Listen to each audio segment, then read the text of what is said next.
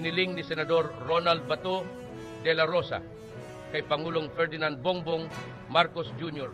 na kumpirmahin ang pagsusumite ng mga investigador mula sa International Criminal Court o ICC upang suriin ang maigting na kampanya laban sa droga ng nakaraang administrasyon.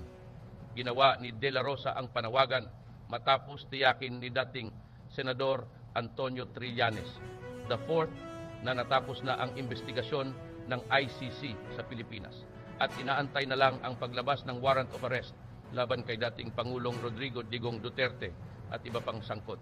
Bilang dating pangunahing tagapagpatupad ng Oplan-Tokhang ng Duterte administration sa ilalim ng Philippine National Police o PNP, isa si De La Rosa sa mga respondent sa kaso.